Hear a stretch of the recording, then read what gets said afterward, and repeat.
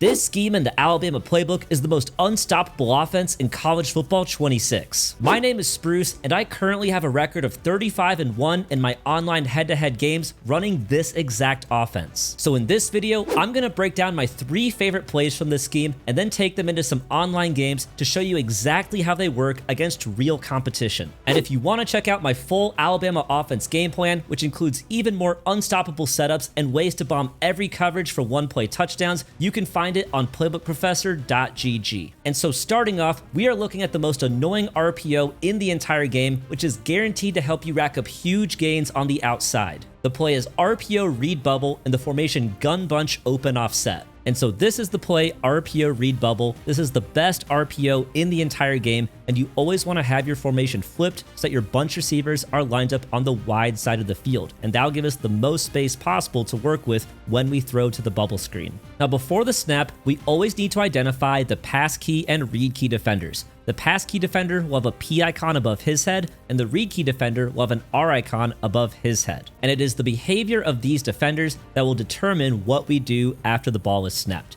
And so the first thing we're going to do is we're going to read the pass key defender, and that'll decide whether we throw to the bubble screen. And so when we snap the ball, if that pass key moves outside with the bubble screen, then we're not going to throw the ball, and we are immediately going to read the read key defender. But if that pass key does not slide outside with the bubble screen, we're going to go ahead and throw to the bubble screen, and then we're going to have a lot of space to run on the outside. And so if we go run through a rep real quick, if we go ahead and snap this ball, the pass key slid inside instead of outside. We throw it out to the bubble screen, and now we've got a really awesome gain on the outside. Now, if your opponent was to run something like man coverage, so we'll put them in cover 1 hole right here, now that pass key is going to be manned up. And so I'm not going to throw it here, but watch the behavior of the pass key. I'm going to show you what it looks like when you should not throw to the bubble screen. And so snap the ball. See how that pass key moved outside?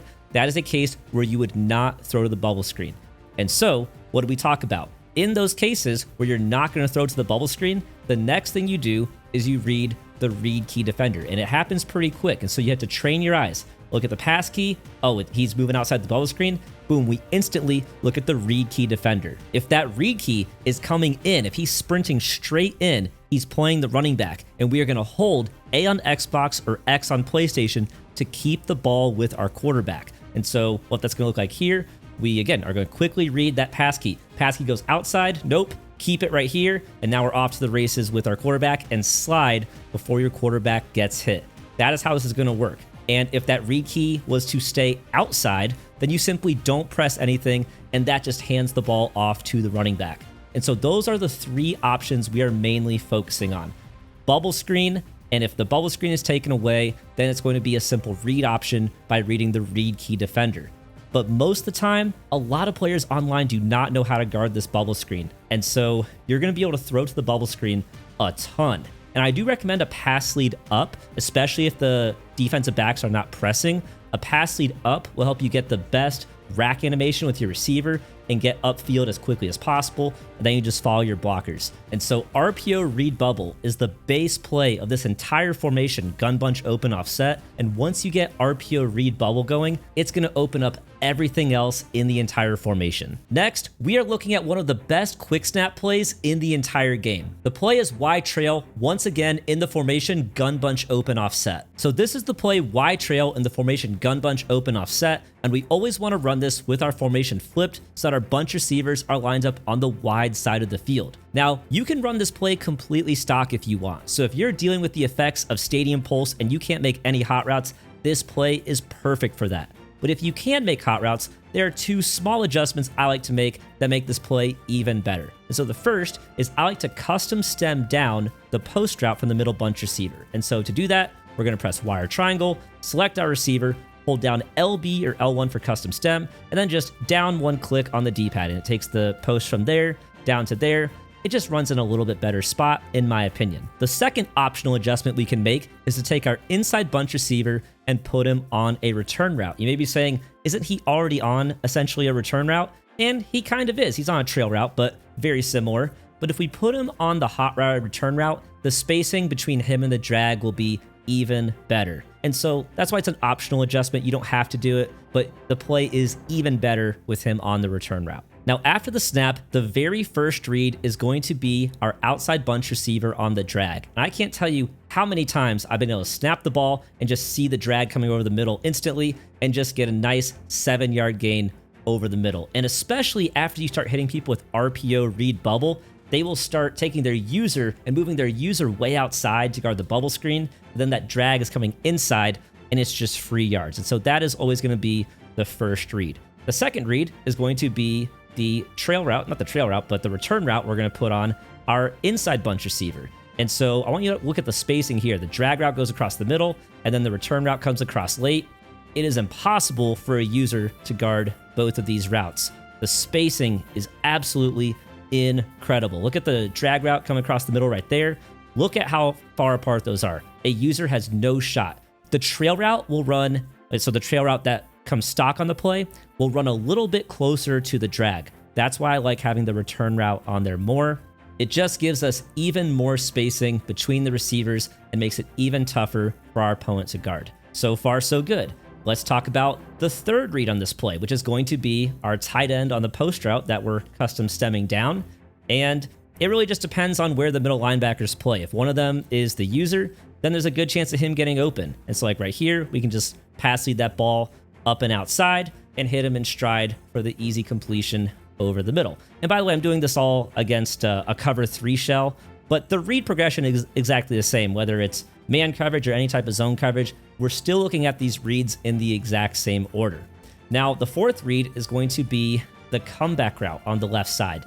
And I love comeback routes. I'm a huge fan of comeback routes. And I'll show you how the comeback routes work against both zone coverage and then man coverage as well. And so if our opponent starts shading down to try and take away the drag and the return route and everything, then against the outside third, it's going to do a really great job of getting separation. Just wait for him to get at the very point, the very top before his break, and then just pass that ball down, and that's an easy completion. We can look at cover 1 as well, and I'm just going to spy out the D tackle because these practice mode block sheds can get kind of ridiculous. But against man coverage, you're going to see it's the exact same thing. Cover 1 this time. Once again, just wait till he gets to the very top, pass lead it down, and you have an easy completion to the comeback route. If you guys aren't using comeback routes, start using comeback routes. They are really, really good. And of course, the final read is just going to be to check down to the running back in the flat. Usually you're not going to be having to worry about throwing to the running back, but if your opponent, if they're in something like a backed off cover 2, then there's never anything wrong with coming down to the running back late, just passing that ball up, and you can still get a nice 8 or 9 yard gain to the running back as well. And so why trail with no adjustments is great. With these very small adjustments is even better. And especially if you're dealing with Stadium Pulse in Dynasty mode or Road to the College Football Playoff, having a play like Y Trail is a must. Having a play that you can quick snap with no adjustments is crucial in this year's game because the way Stadium Pulse is right now, sometimes we just literally can't make hot routes. And so if you guys are saying, oh, this is too simple, it's just a stock play, well, that's the reality with Stadium Pulse in College Football 26 is sometimes we need stock plays or plays that are minimal adjustments. And if those can be effective, then we can always move the ball no matter where we're playing. Finally, we are looking at one of the most reliable passing setups in this entire scheme, and it's especially great for beating man coverage and passing against the blitz. The play is post corner drive, and this is in the formation gun tight open. So this is post corner drive in the formation gun tight open, and we always want to run this with our formation flipped so that our running back is lined up on the wide side of the field. Now before the snap, there are only 2 adjustments that we're going to make. We're going to take our wide side outside receiver and put him on a slot fade, which is the left trigger or L2 on the hot routes menu. And then we're going to take our wide side inside receiver, who in this case is the tight end for me, and we're going to custom stem his post corner route all the way down. And so the play art is glitching out for me there, but if I reset it, you can see that's what the post corner is going to look like when you stem it down. And if you want, you can just custom stem it down by 1 click so that it looks like that. But whether you stem it down by 1 click or 2 clicks, you need to stem it down by some amount because the stock post corner route just takes a little bit too long to break. And so I prefer to stem it all the way down. Now the read progression on this play is going to be the drag, then the post corner, then the deep dig route. We're going to keep the running back blocked. I love that he starts this play blocked, and so you can just keep him blocked, and that makes the setup great against the blitz. But our first read is going to be this short side outside receiver on the drag. And so if your opponent is leaving it open, you're just going to go ahead and take those easy yards underneath. Guys, games are won by taking your 5-yard gains underneath. And so if that's open, we're going to take it every single time. But let's say your opponent plays some shaded down zone coverage now because they don't want to give up that easy drag route. Well, this is where our stemmed down post corner route comes into play, because we are essentially building a flood concept on the wide side of the field between the slot fade, the post corner, and the drag. And so what's going to happen here is our post corner route is going to get into a perfect spot underneath the deep blue, over top the hard flat, just a perfect spot. And it's the easiest pitch and catch, or throw and catch, I should say, that you'll ever make. There's absolutely no defender around, and it looks like an unusual flood concept, but then when you see the spacing of it, it's like, wow, that's actually as good of spacing as you can possibly have for a flood concept. And so we've seen how the post corner route can help us build a really cool flood concept, but what about man coverage? And man coverage is where this post corner route really shines. And so here the defense is in cover one hole, and if we go ahead and snap this ball, you're going to see that he actually didn't even separate that well, but we were still able to make the throw anyway. And we'll run it again because in my experience running this online, and you always have to test things in actual games because practice mode is a little bit wonky, but in my games online, he actually gets a couple steps of separation. Here, it looks like, oh, there we go. That's kind of what I'm used to seeing. And so, like I said, that first rep, who knows? In either case, it's very throwable against man coverage. And in your online games, your reps should usually look like this one right here, where after he goes through his break, he should get several yards of separation. That's a super easy throw against man coverage. And then you just rumble for as many yards as you can after the catch. Now, the final read is going to be our short side inside receiver on the deep dig route. And just like with all these routes over the middle, it's kind of dependent on where the user goes. And so if this is the user here and he ends up guarding the tight end, which is usually going to happen if you hit the tight end enough times, your opponent will just simply start usering it. But in the event that they user it, they're going to vacate the middle of the field, and that's where we hit the deep dig. And so I have this linebacker manned up on him to kind of simulate that the user is going to go ahead and take away that tight end post corner route. And as a result,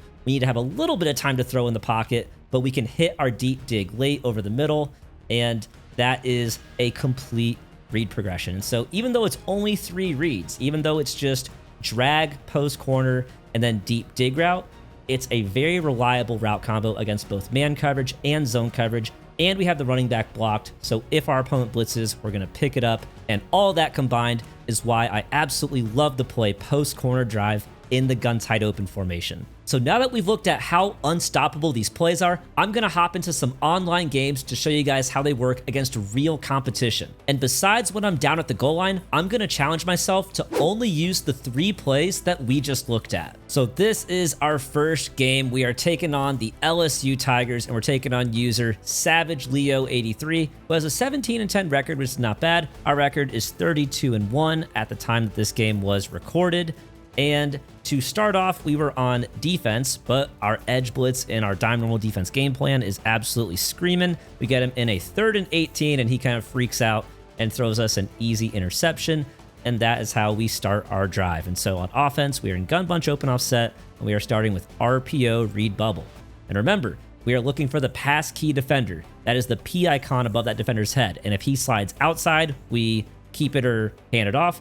He slid inside though, so we pass lead it up to our receiver on the bubble screen, and we have a ton of yards down the sideline. That is as good of a start as you could possibly have.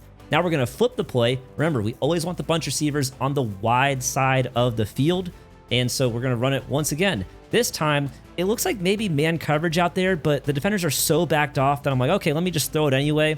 And because they were so backed off, we still had space to catch it and run. And in just 2 plays, we are into the end zone with RPO Read Bubble. On the defensive side of the ball, on the next drive, we force them into a 4th and 2. We just barely get the stop with the run defense, and so that puts us on offense once again late in the first quarter. This time, I am going with Y trail. And remember, the only adjustments are to stem down the post route and then take our inside bunch receiver and put him on the return route. And so right here, the drag is wide open, so we go ahead and take those easy yards over the middle. Now, my opponent was doing something interesting.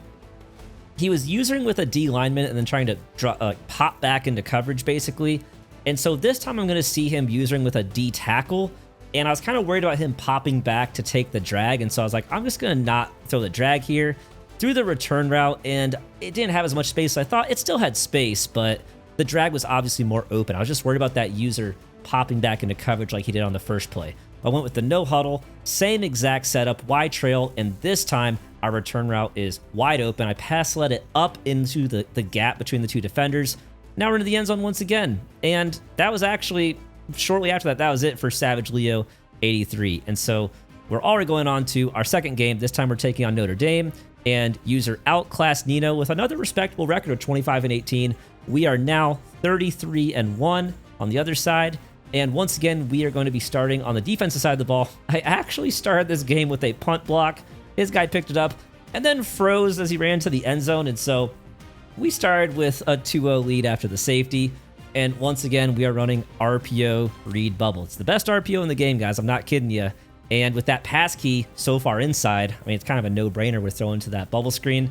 And then it's just speed down the sidelines. And there was just no one out there. The safety tried to make a play, but we have a touchdown. It's the best RPO of the game. I'm not lying to you guys. It's literally the best RPO in the entire game. So that gives us a 9-0 lead. He did come back and score pretty quick to make it 9-6. He didn't get the 2-point conversion, but now 9-6. We have the ball again in the first quarter. And once again, RPO Read Bubble. I mean, it kind of feels like cheating. I almost feel bad. And so I think we're going to switch to another play after this. But I mean, look at how many yards we're getting on the outside.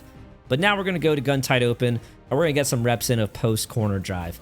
And I actually had to flip it. Always need that running back on the wide side of the field.